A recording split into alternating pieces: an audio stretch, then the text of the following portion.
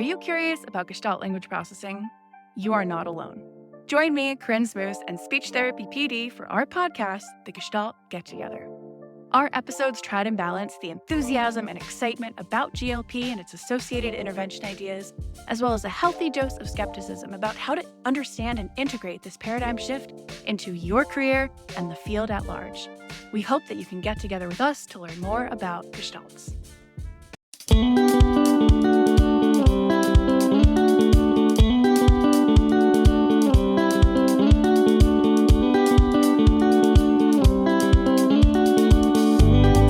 Welcome to SLP Learning Series, a podcast series presented by SpeechTherapyPD.com. The SLP Learning Series explores various topics of speech-language pathology.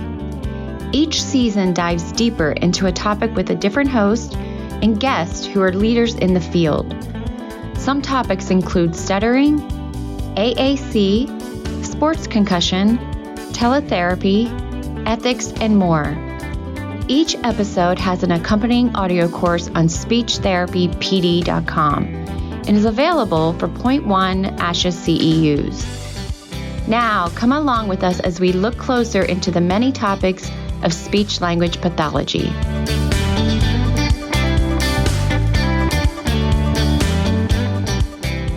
So, hi everyone. My name is Garrett Scooter Oyama, and I'll be your host for this mini podcast series with SpeechTherapyPD.com, and it's called Tunes for Talk, Music as a Tool for Language Intervention. And today is the second installment, and it's called Overlap and Collaboration Between Speech Therapy and Music Therapy. And I mentioned before that I'm an SLP and a musician, so it's my absolute pleasure to talk about how music, speech, and language are intimately related and how music can be a practical tool for therapy. So before we get started, just a couple of items for you. This course will be 1 hour and it'll be offered for 0.1 ASHA CEUs. Brea and I both receive an honorarium from SpeechTherapyPD.com. As far as any disclosures go, she is an employee at Pacific University, the owner of Instrumental Ed, and a member of the American Music Therapy Association. Without any further ado, so excited to welcome the amazing Brea Murakami. She's a board certified music therapist, the director of the music therapy program at Pacific University, and her clinical experiences include dementia care, neurorehabilitation, medical settings, and behavioral health. And she also hosts the applied music science podcast, Instrumental. And just as a note, I was a big fan of Brea through her podcast already, where she breaks down music research, and it's just a super fun and accessible way. And so I know it's not front of mind for you now, but I would just definitely recommend everyone to check it out. It's a blast. There's a couple of things that really stuck with me. One of which was starting a business meeting, doing like a musical exercise. Yeah. And I thought about doing that today, but I don't have anything, so no worries. Okay, so just kind of starting out and looking at like your experience and just all the things that you do. What was your origin story? What was your superhero origin story in all of this? How did you get involved in music therapy? Did you have a music background? Can you tell us a little bit about that? Yeah. So first off, thank you so much for having me. It's good to be here. Yeah, I actually, the origin story of me becoming a music therapist goes all the way back to I guess you could say even before I was born. So my mom, I feel like my mom's generation, like a lot of people used to take piano lessons, but then a lot of them quit. So my mom was one of those people. She always regretted that she had quit her piano lessons. So later in life, when she had all of her children, she was like, I'm going to make all of them take piano lessons, and they have no choice. They have to go through from like kindergarten until they graduate high school. I am the firstborn kid in my family. So of course I was the only one that actually had to go from kindergarten until high school. My younger siblings both complained around middle school and quit. But anyways, I got through kind of the friction of middle school and was still playing in high school, but I had really bad performance anxiety. I, had some social anxiety like we do when we're teenagers, but I loved music so much. Listening to it just felt like this kind of safe haven for me. I wanted to find work that I could do using music to help others, but I just like didn't know exactly what that was, but I knew it definitely was not being the center of attention as a performer. So I went to a Borders bookstore, if any of you remember Oh, that. yep. Yeah, the one competitor for Barnes and Noble that isn't here anymore, but I remember walking into Borders and I go over to like the music business section and I just like found this book called Careers in the Music Industry. And so I bought it and took it home, clicked, paging through everything. And I come across music therapy, which I'd never heard of before. But it seemed like a pretty good fit. So, of course, bright-eyed me, I just like go to the phone book and I call every single hospital in the Sacramento area. I'm from Sacramento, California. I'm probably like a sophomore in high school at this point, and I just like call them up. I'm like, "Hi, I'd like to speak to your music therapist." At this point, there are no music therapists working at any of the hospital, or they may have been like contractors or something, but it's not like a title that they can just, page me through to the music therapist. So I hit a dead end there. But I feel like when things are the right fit or you like are putting out this like intention into the world, like people find you. So I just, it's like sophomore, junior year of high school, I'm telling everyone like, yeah, I want to do this thing called music therapy. But I need to see it. Like I want to make sure. So it turned out that my piano teacher was a former music therapist. So she could kind of tell me about like, oh, this is kind of the work that you do. This is kind of what it looks like. And then I was giving piano lessons to like, the neighbors' kids or something, or like my siblings' friends, like their little siblings. And so one of my piano students' mothers was also a former music therapist, and was able to put me in touch with a local music therapist. So I did a shadow with her for a day. And I remember, going into people's houses and like being really impressed with how she was using music to like shape their experiences.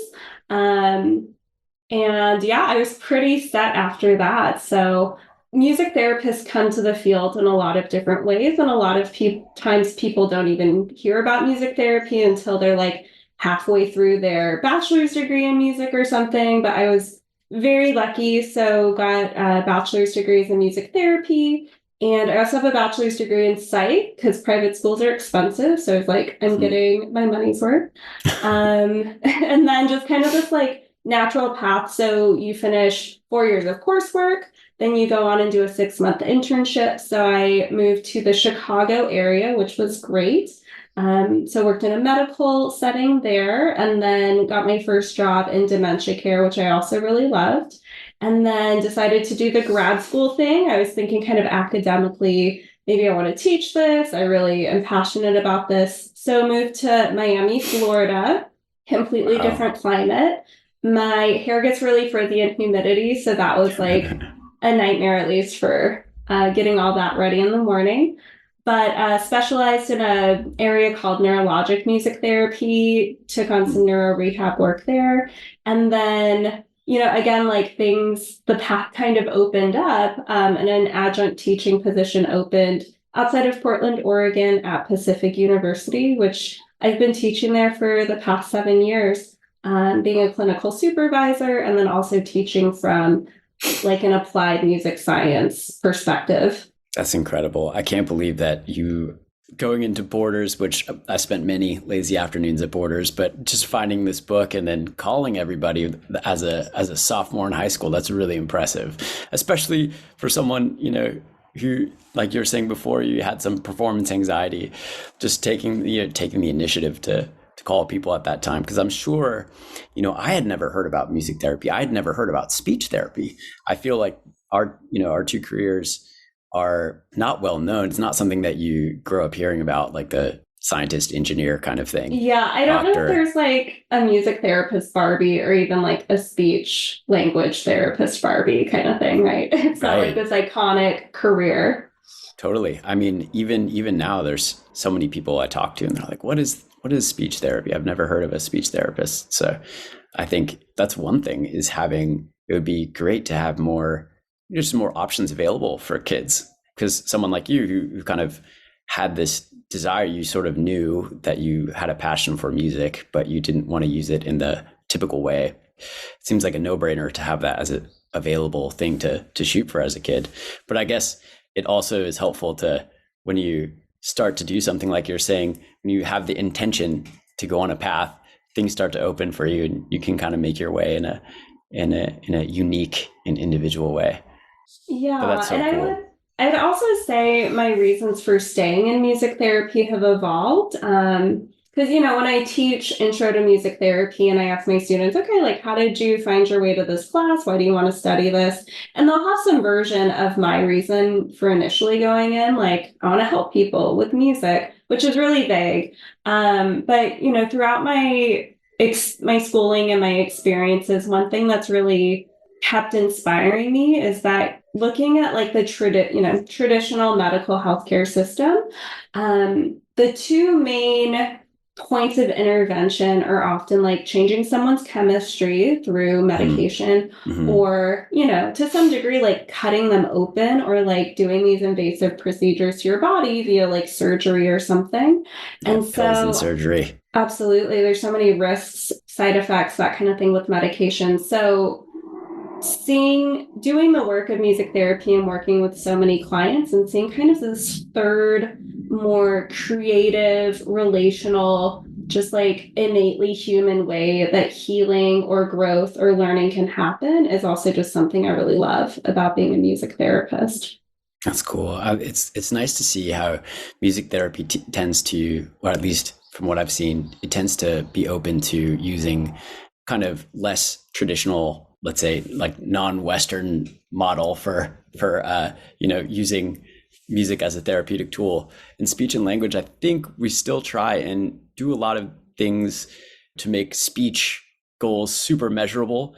And there's this, they kind of do the pills and surgery approach in to some degree, because you're trying to count syllables, and there's a place for that. But I think a lot of speech and language being embodied and participatory and involving emotion and feeling, and it's something you can't see and measure very easily. It's just not amenable to that approach in so many ways. So it's helpful to get this view as using therapy in a more flexible way, let's say. Yeah. So, for any SLPs here who haven't collaborated with a music therapist before, can you kind of explain just really briefly, what do you think a music therapist is? What does a music therapist do?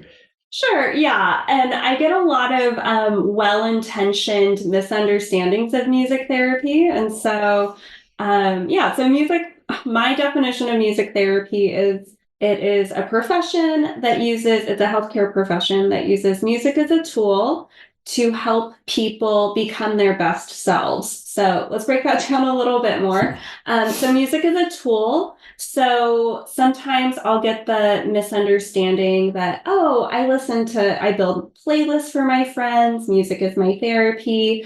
So I definitely appreciate how music can have all these positive, maybe therapeutic benefits.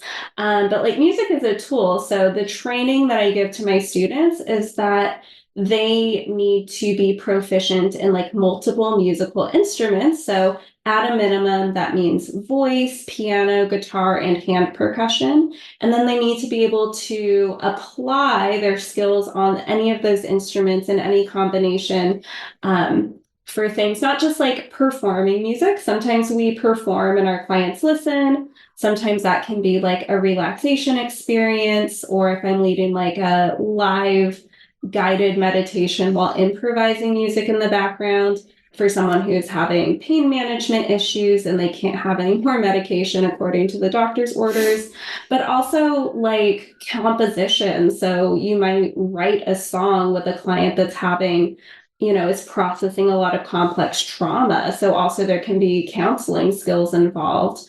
There can also be improvisation. So how are we leading maybe a group drumming experience for clients in a locked psych unit or something like that for emotional expression, to build trust and rapport among members of the unit, the people on the unit.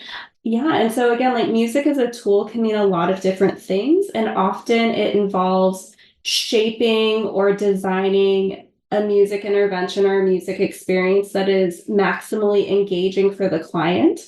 So music is a tool, and then to help someone become their best selves. So music therapists, we are trained to be generalists, which means that we are eligible to work with anybody from birth until death for almost any therapeutic goal. So that can range from increasing quality of life for folks with dementia, like I did in my first job. That can mean, rehabilitation goals. So helping provide life music while we're doing gait training and like a neuro rehab unit. That can be psychotherapy focus skills if we're helping someone work through trauma. It can be working on developmental milestones if we're working in early intervention.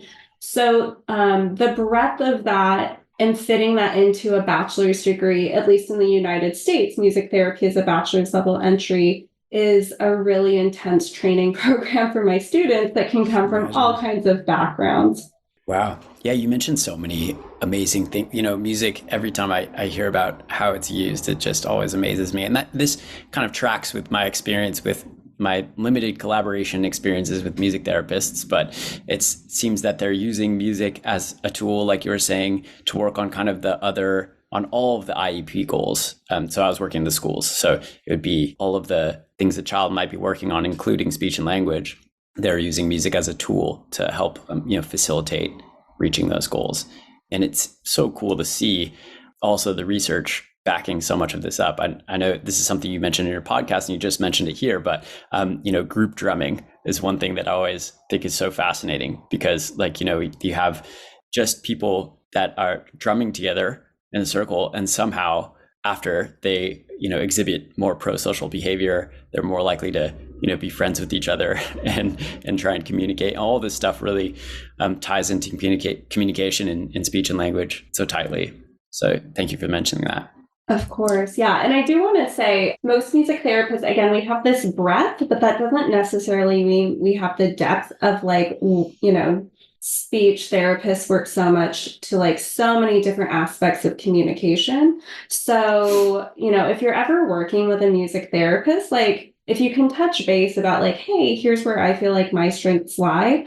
Generally, music therapists are, or certainly should be, aware of where the limitations of their scope are. So again, our expertise is designing an accessible music experience that backs up or supports whatever specific behaviors that a colleague might be working towards with a client. That's great. Yeah, I just actually did a session last week with a music therapist, a collaborative session, and we were working with a kid. She has kind of a rare genetic disorder, but it affects, speech and language. It was really cool to do this joint collaborative session. And also she was working on kind of putting together a recital for this kid. And so we were practicing some songs, and the way that this kid lit up when the music therapist started playing a couple of her favorite songs, it was just amazing. It was Somewhere of the Rainbow, the Is version was one of them. Okay. And she sang it, and before the music therapist got on, she actually did an a cappella for us because we were just asking what she was working on. And she was just so excited to do this.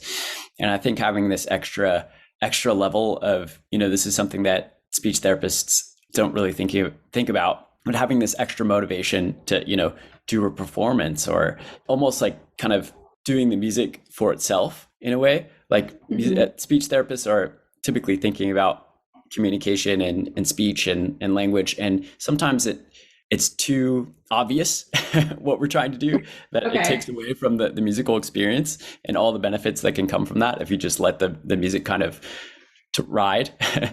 So yeah, I thought that was really cool to see. And for me to just kind of sit back and watch that, I just saw, and I know this inside, but I often forget when I'm in the middle of a therapy session. I just saw how powerful the music was on its own without having to get in and do this word a little bit longer. I was giving some feedback, but yeah, that was cool. Do you have any experiences collaborating with speech therapists? And if so, what was that experience like? Does anything stand out? So when I went to grad school, I had to do a graduate practicum. And so I specifically wanted to work in neurorehabilitation. So I worked at Jackson Memorial a hospital in Miami's neurorehabilitation unit, and my supervisor was actually a speech therapist. And so we did a lot of co-treating, and she would also observe me working with several of her clients. And so I really did get to lean into more of those communication and sometimes cognitive goals as well. And that was actually a surprise to me. I didn't appreciate that sometimes the like more memory or attention or executive functioning based goals can sometimes fall on speech language pathologists as well. So some of the things I really found valuable were just thinking through like the accessibility and planning. So I remember one time I really messed up. We had a client who was like 19 years old. She had had a brain aneurysm, and her awareness was very, very good, but she didn't have the breath support. So she was like kind of barely whispering words out. And so I thought, okay, great. We're going to start with a neurologic music therapy technique called OMRUX, which is just about playing wind instruments to like strengthen oral motor muscles, strengthen your diaphragm and everything. And I was just like, oh, what do I have available to me? And I thought, a kazoo. Okay, and it's cheap. I can give it to the client. Obviously, I'm not going to sanitize and reuse a kazoo. But yeah, the speech language pathologist really sat down and said, okay, like what other instruments are possible? And I had only been kind of thinking in a not client-centered way, like, oh, what do I have access to? But thinking through like, have you actually thought about how to teach someone kazoo and like the mouth closure that's required for that? You're kind of like singing through your nose a little bit versus something like a whistle or a harmonica. And so getting that awareness of like, oh, what are the actual like lips and tongue and, face movements that are required for each of these instruments that I just kind of took for granted as, a normal just musician. Sure. Yeah, it's like, one thing that I think you learn as a musician that helps with teaching speech and language and thinking about this stuff is that you have to break down the skill into all of these parts. You realize how, kind of complicated doing, learning and mastering a skill is. So like the things that are involved in learning how to play kazoo, for example, are actually, when you think about it, it's pretty complicated. We take it for granted that we could pick it up and play it. And, in the same vein, a lot of parents will kind of take it for granted that their child will just be able to talk.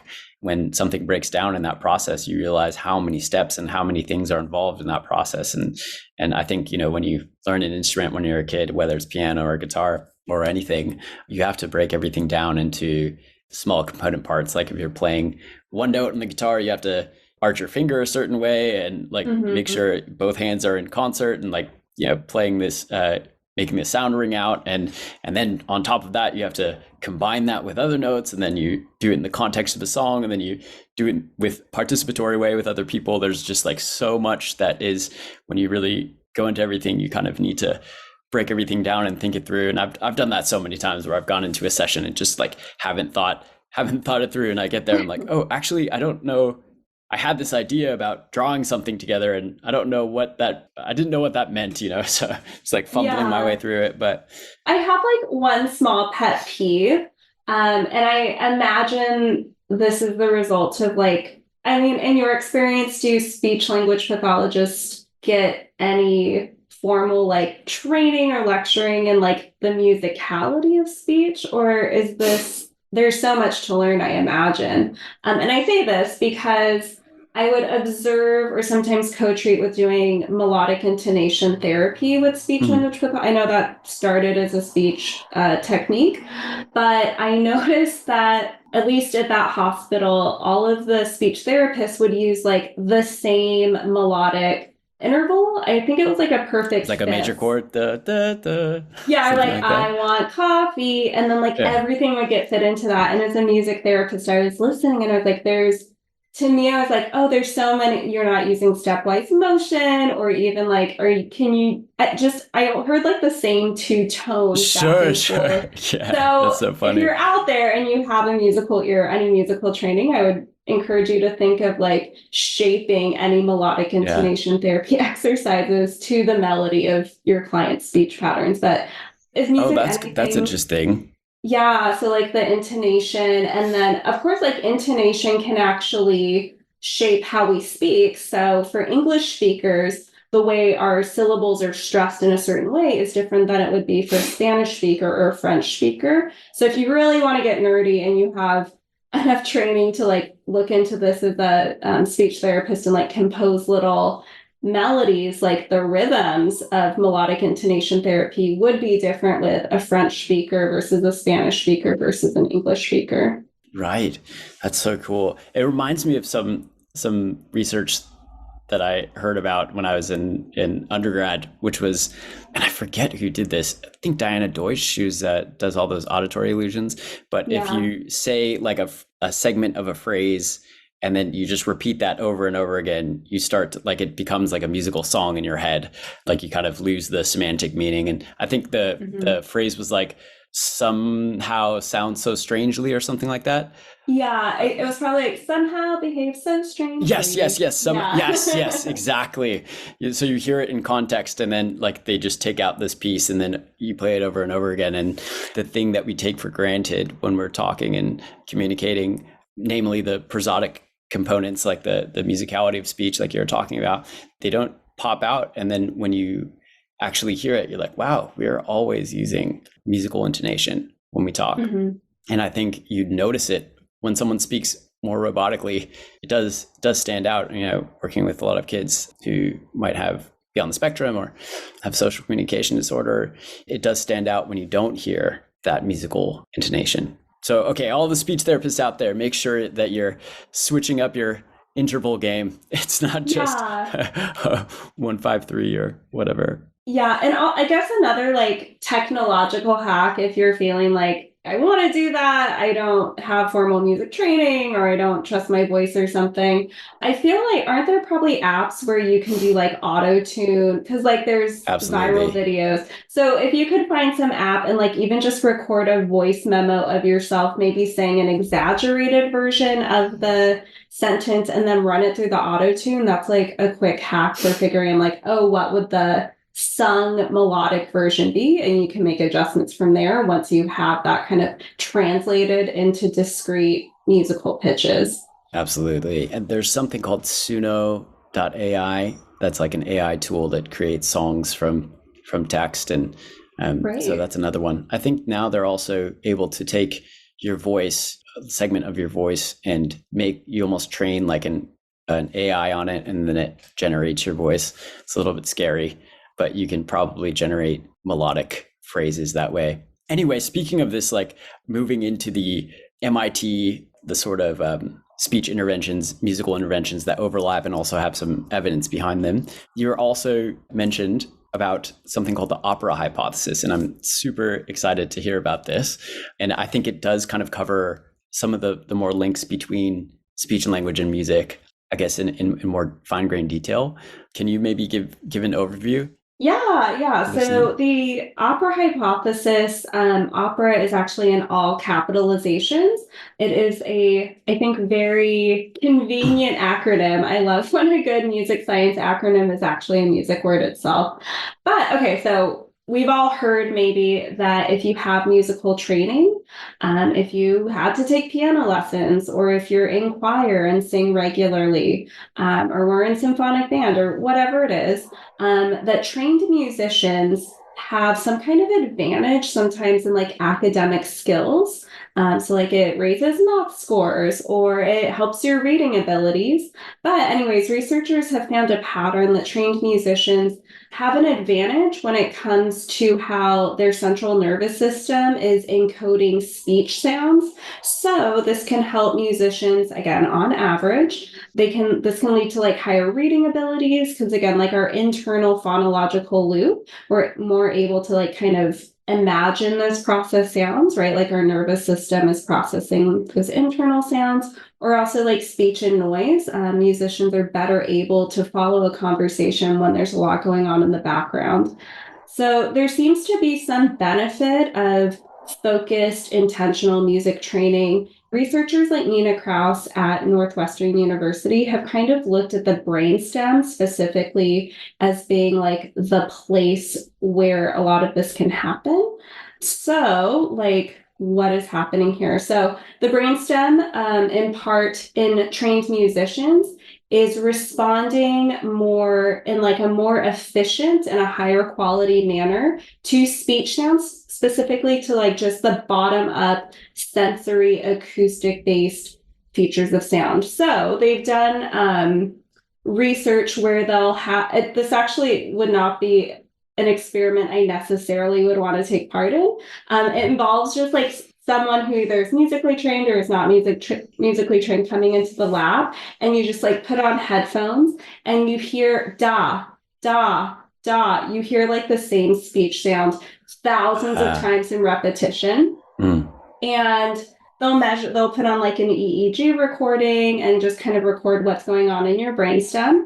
People who have more music training, their brainstem is turning on closer to the actual timings of when those speech sounds are being played for them. And it reflects more of the actual shape of the speech sound. So even the part of the brainstem that encodes for cyclical or periodic movement, which is roughly like when someone is saying da, there's a column of air in our voice that is vibrating, and that the number of vibrations per second is hertz. So maybe you've heard of hertz before. And that corresponds with pitch, our perception of how high or how low a note is. So again, like musicians, if they have enough musical training, will show like these higher quality brainstem responses to sound. And the funny thing is this brainstem response to da, da, da, or whatever over and over again happens regardless of whether that person is paying attention. So they might be watching a silent movie, or they might even be like dozing off or taking a nap. And the brainstem is still responding in a more efficient or higher quality way to just kind of the raw acoustic information of speech sounds. That's so cool.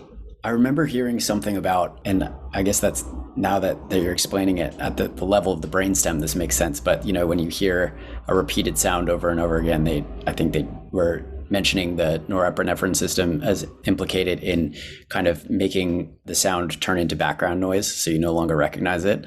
And I think there's some study where they had like professional meditators and like just lay people go in and they did something similar, and the meditators were better at like being able to keep focused on a particular sound, like they're still processing it like up the brain. Yeah, even if they're not like actively attending to it, like something in their central nervous system is still like doing the work for them. Are you taking advantage of our new amazing feature, the certificate tracker? The free CE tracker allows you to keep track of all of your CEUs, whether they are earned with us at speechtherapypd.com or through another provider. Simply upload your certificate to your registered account and you're all set.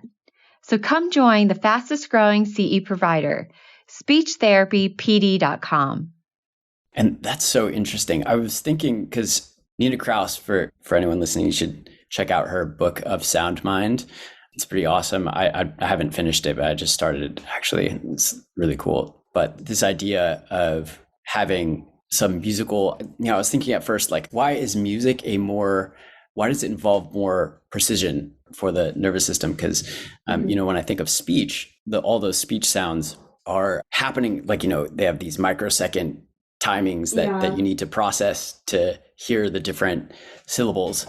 But now that you're talking about it, as the way I was thinking about it was that in music, you start to attend to sound and noise in a different way. It's something that draws your attention. You sort of look at the features of the sound. And it's something, I think, just that act of being curious about something. I remember when I was young, I just fell in love with guitar solos, and I would sit and listen to them and try and transcribe them and play them on the guitar like over and over again. And I'd hear the same sounds over and over again.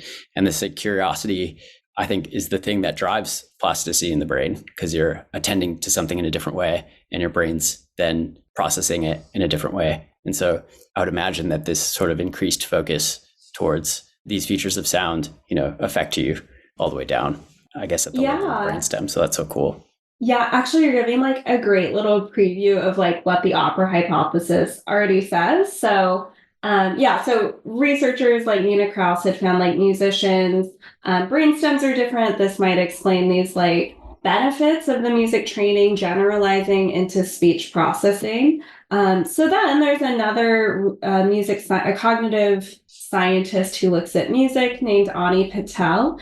He's currently at Tufts University, but he wanted to understand like, okay, maybe the how of how music training benefits speech. The how is like through the brainstem and other parts of the brain filtering out information more successfully. But he wanted to know like why, what about music, or like why did the musicians get there? What like kind of motivated or nudged to put in all those hours of musical training? Which again, if thinking in more of a therapeutic application, like if we can make really compelling, motivating activities that maybe involve music, we can make those generalizations more fun or more efficient, or maybe they're just more likely to comply with what we're asking of them. Because again, like therapy is work. So that's why he came up with the opera hypothesis. It's his hypothesis. It's his like, hey, I want other people to research this. So it's 5 different factors that explain, if all of them are working in tandem, why music training leads to this better speech encoding and processing. So let's get into the 5 opera pieces. Opera hypothesis, it proposes why music training drives these neuroplastic changes in the brain that's relevant to processing speech. There's 5 points. The first 2 points actually emphasize how music places higher demands on somebody's brain, or your nervous system is like called to be, is inspired, or is like called to be its best self. So the O in opera stands for overlap. Overlap means that there's shared brain networks that process the acoustic features of both music and speech, which makes sense, right? There's a lot of parts of speech prosody that have, if you like overemphasize them or like creatify them, there are musical equivalents. So there's like the pitch of someone's voice, whether they have a really deep, low tone, or there's like a low bass note in music, or there's like the shape of prosody, which its musical equivalent would be melody, where you kind of string together multiple notes. There's like the timing or the rhythm of your sound, which you could kind of approximate on like a drum kit or something like that.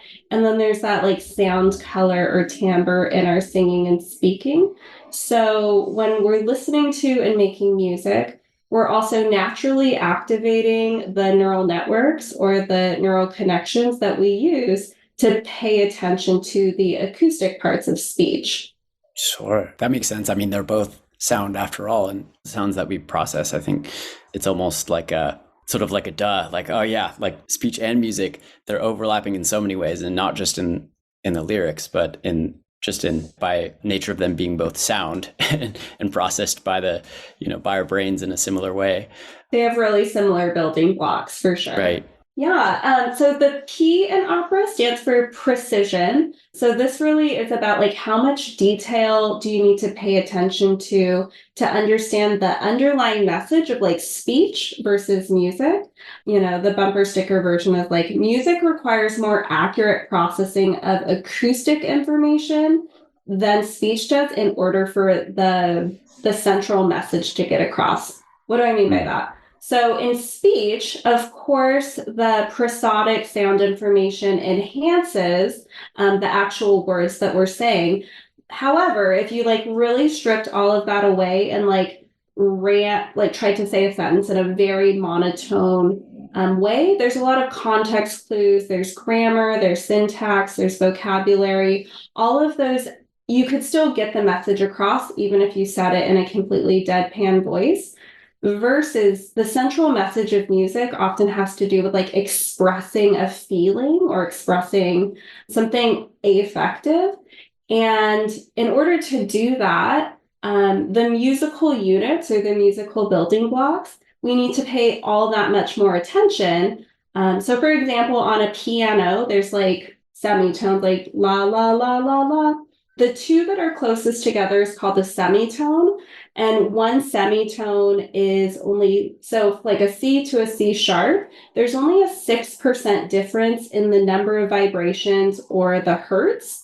It's only an increase of 6% change in those, but it can make a really big difference. So, for example, like if you were singing "Happy Birthday to You, Happy Birthday to You," that sounds really familiar. If I change just the second note to be a semitone lower than what you just heard, it sounds flat six. Yeah. So here's it would sound like "Happy birthday to you, happy birthday to you." It sounds kind of creepier, kind of darker. Yeah. But that I only changed one note. All the other notes are exactly the same. And that change I made was only a 6% difference in the note that you were expecting to hear. So cool. I've never heard the 6% thing. I remember doing my first day as a music undergrad. We had to transcribe. They played Happy Birthday and they had to transcribe it. And that was the first day I realized that it starts on the 5 and not the 1. Anyway, no, that's so cool. Yeah, one thing I was thinking about was also the semitones. Have you ever heard of Jacob Collier? He's this like famous musician, but he like the thinking man's pop musician. Yeah, exactly.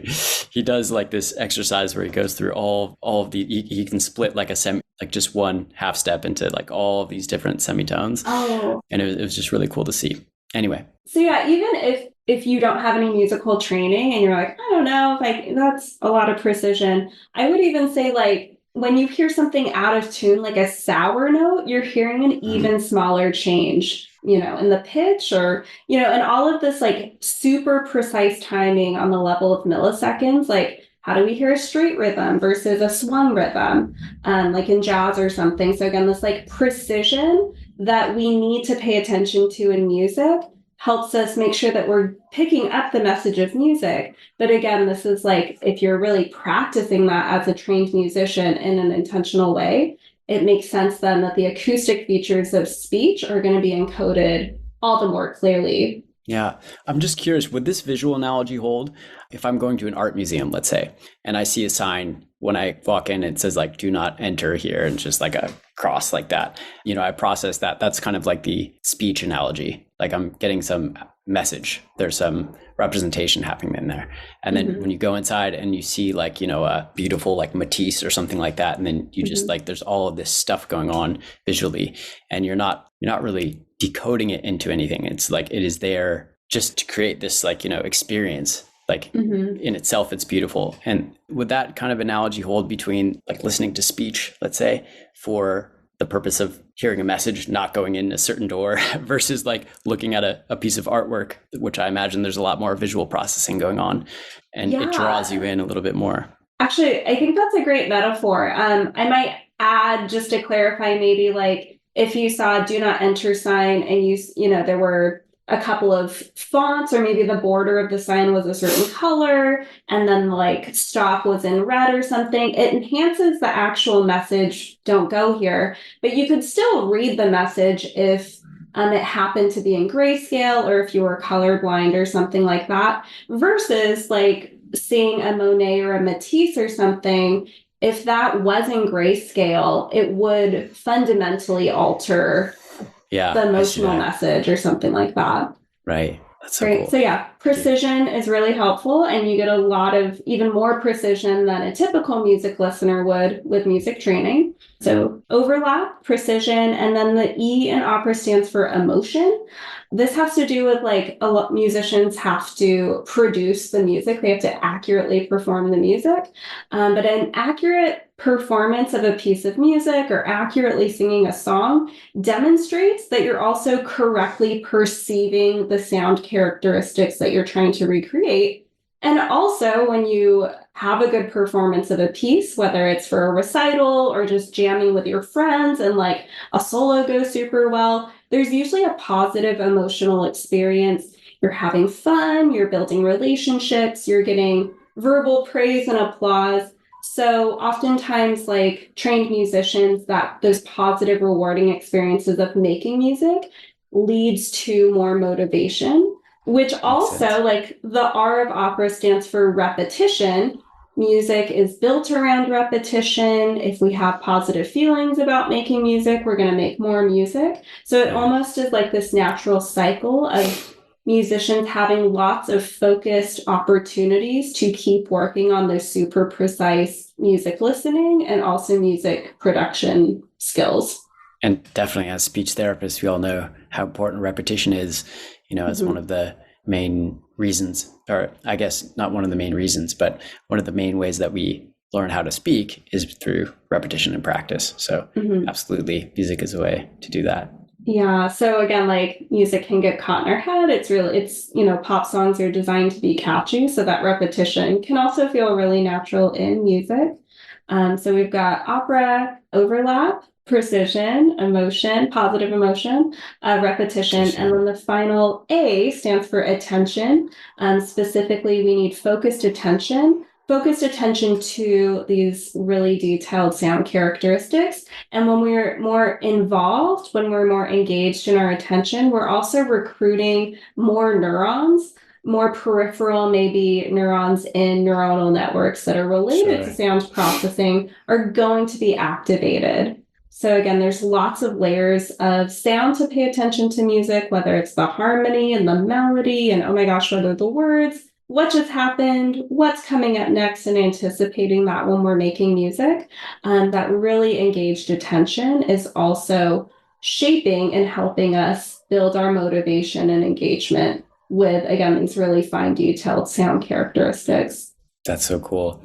Yeah, I love how you break everything down too. It's so understandable. And thank you for sharing that. It also is, I think it's good just to hear for us as speech therapists that music itself, like you're saying, we don't even have to, we should ideally, but we don't even have to intentionally think about an activity that is like music is affecting this speech, because we know that generally, based on this hypothesis at least, that music is, whatever musical activity that you do is positively affecting speech and language. Is that, am I hearing that correctly? Yeah. It's not about necessarily picking the perfect song for this exact sound. Because again, like, you can always, I'm often like writing parody versions of songs to like make it more accessible for if we're working on a communication goal. I would say though, like, most of these opera factors should be present. So we can imagine if I had been more of a stubborn child or more obstinate and I was still forced to take piano lessons, if I had just showed up to the piano lessons and like begrudgingly done the exercises, but then never had that repetition and practice at home, if I never had that positive feeling of being there, which was like increasing that internal motivation, if I never had that focused attention and buy-in, then Ani Patel, the opera hypothesis would predict, then I would not get any of those extra neural encoding benefits for speech because I'm not actually getting the benefits that the opera hypothesis is proposing. Got it. So another thing to remember for therapists is to make sure that, because even though I love music and I think it's universal, not everyone is attracted to it in the same way. So definitely you want to keep thinking about making things client preferred and things that are motivating for them, because you might not reap these benefits if you're, again, begrudgingly at the piano, like, I hate this. So great. That makes sense. Yeah, I have some other just like things to think about, especially if maybe you don't feel necessarily comfortable just like coming in and belting out a song with your clients or something. I can imagine, because I've taught dozens of music therapy students. They already come to me being trained musicians and having a specialty in something, but finding that confidence and that happy middle level of flexibility while also providing like meaningful musical structure is a skill set. It is not something that naturally comes to most people. So, like, if you're like, I'm interested in doing this, but like, I don't know if I'd be comfortable just like singing along. I don't know if I'm comfortable in my voice. So, first, like, think about like those building blocks, those elements of music, and think through like which of them are you comfortable creating or maybe like practicing informally at home. So, with singing, there's like pitch. So, like, how high versus how low can your voice go? Melody, do you have the breath support to like fully sing out an entire phrase? Is your sense of rhythm good? Are you singing at an appropriate tempo or an appropriate speed to provide that support that your client needs? Musical dynamics, like think about how loud your voice is. So, and also like the lyrics, you can always change those. But my recommendation, if you're just starting out and want to apply these principles, think through like even just listen for music that will be familiar to you and the client. Because again, if that cognitive load is taken off, you don't have to learn a brand new song or the song is really catchy. Like, so for example, there's like, Hey Jude, but there's that like na na na na na na na. That's really repetitious. It's pretty stepwise, so it's easy to sing. It doesn't have a huge bunch of jumps. Does that feel accessible to you? Or maybe, I don't know. I feel like Bad Romance by Lady Gaga has a lot of these great parts, right? There's like repeating consonants, rah, rah, ah, ah, ah. There's the opening held out vowels, oh. So just like listen to pop music that you're familiar with or that is just kind of generally popular and just notice like, oh, that's a piece of a song that I might be okay singing. And these are the musical elements that are helpful and fit well into that opera hypothesis. So we're making strategic clinical decisions about how you're using music in your work. I love that. Absolutely. And it builds rapport with the clients too. Yes. Yeah. Even being silly, even if you can't sing that well, if you can get them to practice, there are probably limitations to that. So if you're like truly tone deaf and you would be in an inaccurate model for your clients, maybe get voice lessons or just like choose not to do that. But I think for most people, you're able to recreate music with enough degree of accuracy within your scope of practice that it can be helpful. Yeah. And I think it opens up, your client to try as well. Sort of can be off-putting if you're like just a pro at something. And then, like if I hate going to karaoke with like professional singers because I always feel like, I can't do this. But yeah, it sort of opens up that door, to build rapport and for the client to feel comfortable with you.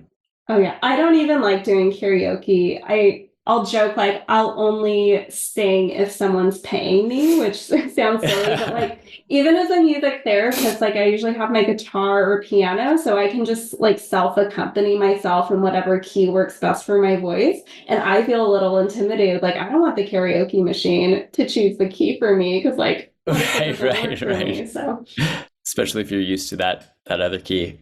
Absolutely, yeah. Well, yeah, that's awesome. Are there any other kind of standout cases, anything that stick out in your memory in which music had a profound impact on a client or on working towards some therapeutic goal? Yeah, I would say, and maybe this is a little bit of just a heads up to the speech therapists out there. So like, I hope you're feeling really excited. I'm hoping that you're feeling like doing some singing or some like rhythmic chanting is something that feels more accessible and that you want to try out. I would also add that music can unexpectedly bring up a lot of emotional reactions in people. And so at least most of my experience has been in neurorehabilitation where people have had some kind of like really acute injury or they've had an acquired disability. So even actually like today I was supervising a practicum student, but it's very early in the semester. She's still observing me. So I was working with an older adult with dysarthria.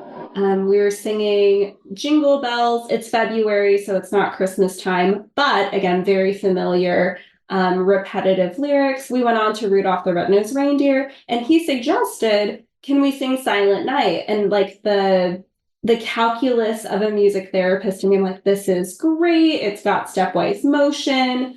It's a very slow song, and he'd been kind of like rushing through the songs. He suggested it. This will be a great fit. We sang through the first verse. That was fine. Second verse, he just started getting really, really tearful. So I actually had to like kind of just close up the music, put my guitar aside. And that wasn't something I could have predicted. But I think like the meditativeness, the slowness of Silent Night, he started talking about these big changes that had happened in his personal life. Like luckily his wife was there and she was able to also kind of rub his back a little bit. But we actually had to pause the session. And that's not something that like I could have necessarily, I could have predicted that, not predicted it with that client, but that's not unusual for me as a music therapist. Especially with folks that are more emotionally labile, but I would just also be prepared. Sometimes the singing can activate personal associations that run really deep for clients. So depending on your context and the amount of time or capacity you have to provide that emotional support, just making sure you're knowing that that's a possibility of what a reaction that a client might have. Sure. Thank you for sharing that. It's a powerful story. There's this book that I read recently called Awe. It's by this Berkeley professor, and it just talks about he calls them the 8 wonders of life, 8 things that reliably produce awe in people. And music is one of those 8. And it is a powerful tool, and just a powerful, beautiful part of life. And so it makes sense that it can produce these pretty drastic changes in state, which is, I guess, one of the going back to the opera hypothesis the emotional component. Yeah. When you do change state, I think you can also use that I'm just thinking about this as a speech therapist, preparing clients to even do a task by doing music, like getting them into a particular emotional state, I think is another way that music can be used, but also just to kind of, outside of all the therapy, to bask in these kind of beautiful moments. Anyway, thank you so much for sharing. Of course. Now on, since we're almost done, on to some real important questions. Okay, so I know you said you don't like karaoke, but if you had to, what is your go-to karaoke song?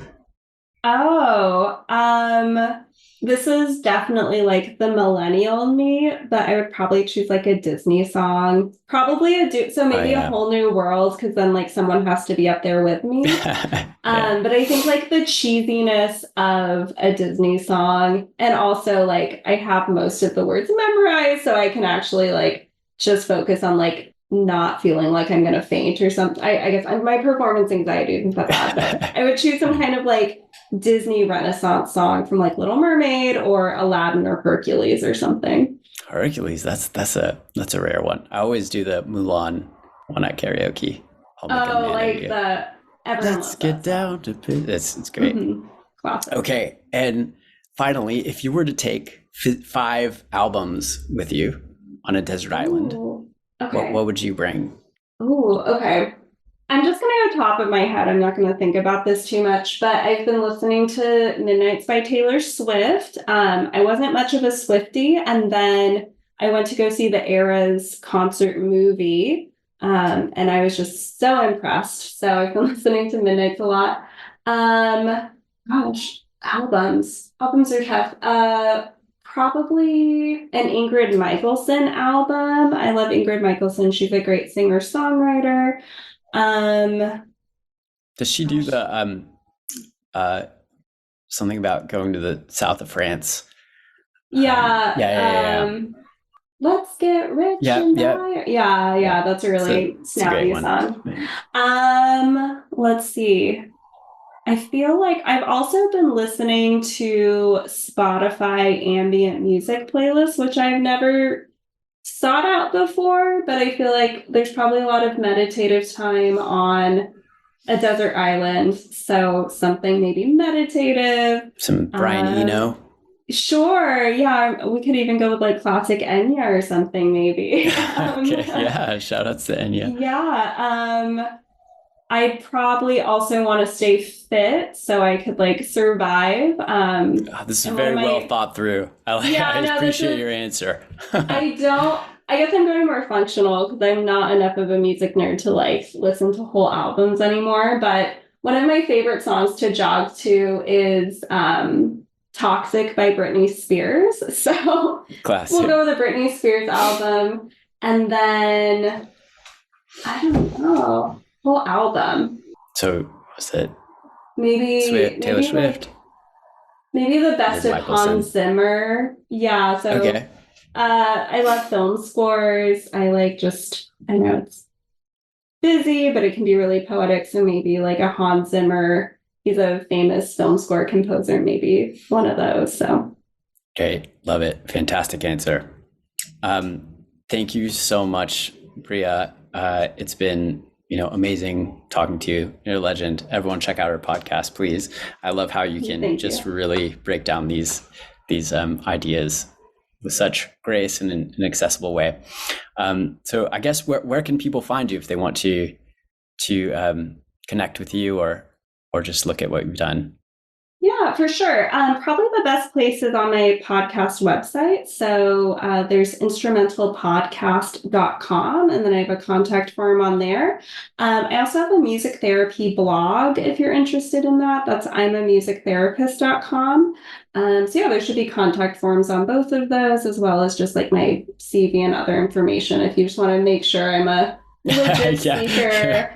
I always update like my research papers and stuff on my CVs on this website. So yeah, thank you so much for having me.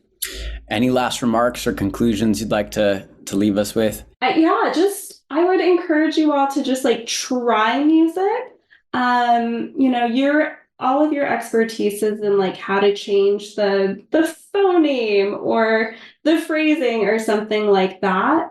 And adding music I believe will kind of inspire a lot of creativity. So like sometimes when I get stuck, I'll just put some random instrument in my tool bag, like in my car, and I'll just drive around, and I always find a place for it. So I'm hoping that even if it's just doing singing and body percussion, that will also inspire some creativity for all of you speech therapists out there. Beautiful. You heard it from the source. Inspire some creativity. And as a reminder, if you're joining us, just be sure to complete all the course modules, including the one that says quiz, on your speechtherapypd.com website account. And we look forward to seeing you again at another speechtherapypd.com course. Thank you so much. Bye, everybody.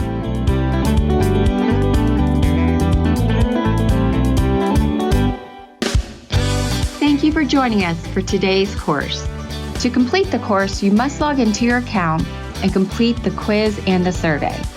If you have indicated that you are part of the ASHA registry and entered both your ASHA number and a complete mailing address in your account profile prior to course completion, we will submit earned CEUs to ASHA. Please allow 1 to 2 months from the completion date for your CEUs to reflect on your ASHA transcript. Please note that if this information is missing, we cannot submit to ASHA on your behalf. Thanks again for joining us. We hope to see you next time. Thanks for joining us at SLP Learning Series. Remember to go to speechtherapypd.com to learn more about earning ASHA CEUs. We appreciate your positive reviews and support and would love for you to write a quick review and subscribe. If you like this and want to hear more, we are offering an audio course subscription special coupon code to listeners of this podcast. Type the word SLP Learn for $20 off. With hundreds of audio courses on demand and new courses released weekly, it's only $59 per year with the code. Visit speechtherapypd.com and start earning ASHA CEUs today.